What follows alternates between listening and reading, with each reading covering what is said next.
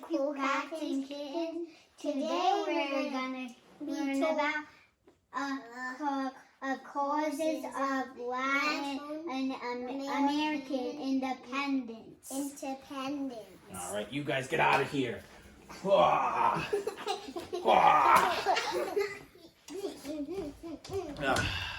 right, so causes of Latin American independence.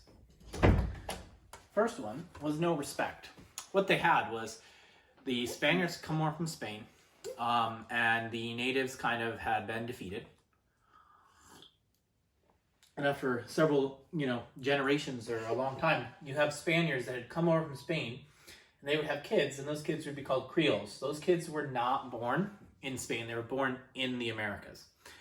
And what happened is basically those kids would grow up, and then they'd have government positions or things that were available, and they would never be selected. What Spain would do is they send over new people from Spain to have those positions. So they weren't they felt that they weren't respected from over in Spain, in South America.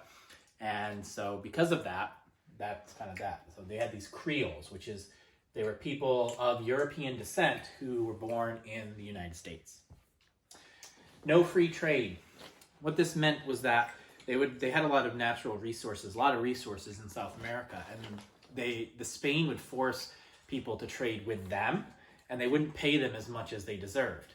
So the goods actually, people started illegally selling them to the United States, which was new during part of this, and Britain. And Britain and the United States would have to pay a fair price because, they were so they would get more money from them. Spain, so basically U.S. was we'll pay you good money. And they had these Latin American goods and things. And you had Spain, and they're no, only sell to us. We won't pay a fair price. So they could only sell to Spain, and Spain would sell it to Britain and the U.S., and they would be making profit off of this. So it wasn't free trade. Other revolutions. So during this time also, the United States was starting their revolution against the British, and in France there was a revolution as well. And it's interesting, the French connection, as we go through this historically.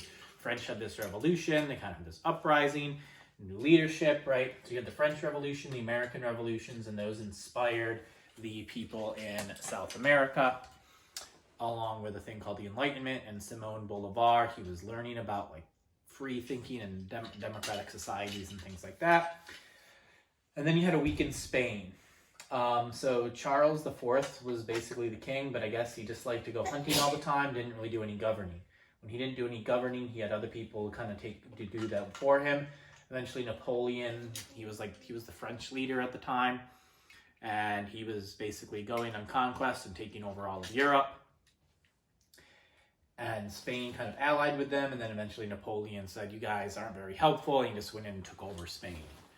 So he kind of took over Spain and dethroned Charles IV. And you have all this turmoil going on in Europe, and then meanwhile in Latin America, they're kind of we still have to do what you say, and you don't even know what you're doing over there, So the Creoles eventually started identifying more as Americans, so those people who were born in the Americas but had European parents.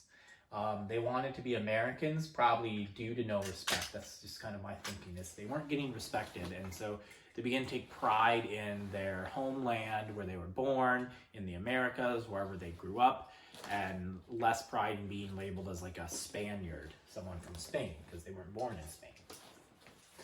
So basically all this led to some rebellions, right? So you had people that were loyal to Spain, but when Spain got taken over by Napoleon, they weren't loyal to Napoleon, so they felt like it was okay to kind of rebel and join those forces. But then you also had Creoles who felt they were Americans, they weren't Spaniards at all. So they didn't want to be loyal to Spain or Napoleon, they just wanted to be Americans.